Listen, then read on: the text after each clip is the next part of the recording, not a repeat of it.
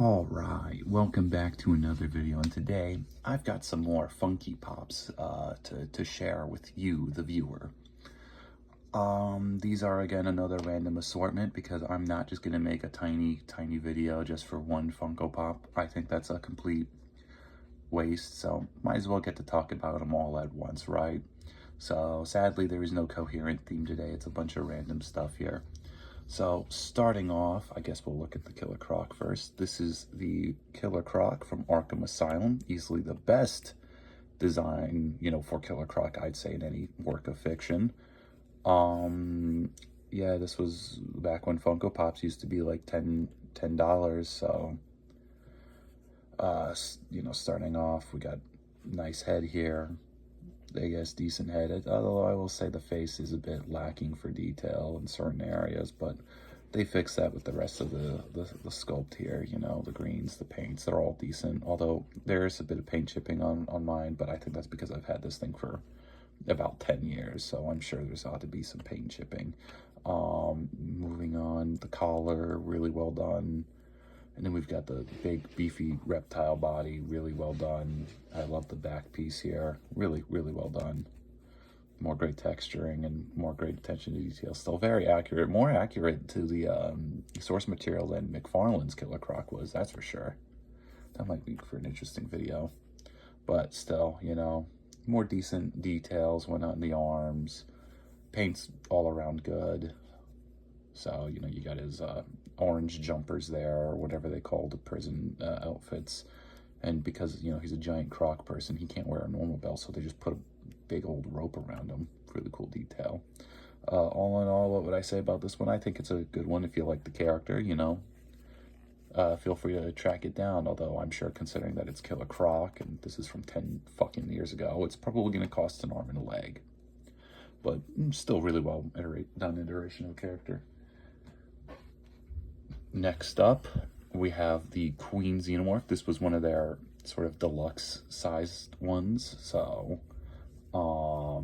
if anything, it probably scales better with the likes of their mystery minis, or whatever the hell they used to call them, from around the same time.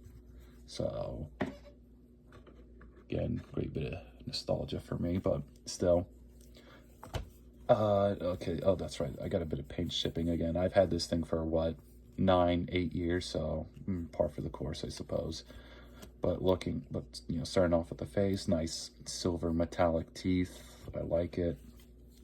You got the giant headpiece here. This again is one of those that kind of lends itself well because the Queen has the giant headpiece in the movie and whatnot. So this is another design that kind of lends itself well to the Funko Pop formula, and because it doesn't have any eye holes, there's nowhere to put those ugly ass fucking buttons on their face. Moving on, we've got a pretty well detailed body. Now, paint on this is kind of lacking. It's just mostly a shiny black, or well, it would be shiny if there wasn't dust that accumulates on these. These things accumulate dust so easily. Holy shit, it's not even funny. But yeah, it's just a black with like sort of gunmetal gray-esque like silver highlights like in the face here. But all the details are there, mostly. So the NECA Queen is still better. If you want to like an actually good Queen figure, there's always the NECA one, but still.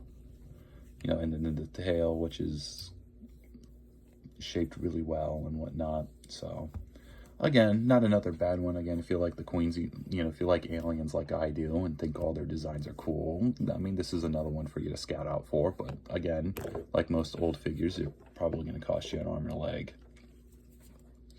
And then last but not least is a Venomized Groot one. I just really like Venom, and I think of all the Venom ones, other than maybe the Iron Man and Ultron ones they did, this was like the coolest looking one. So starting off, we got this really cool face design here. I actually think this is really cool. We've got the tongue, which looks like it's sort of like the stems of like a plant, or a weed. It looks really cool.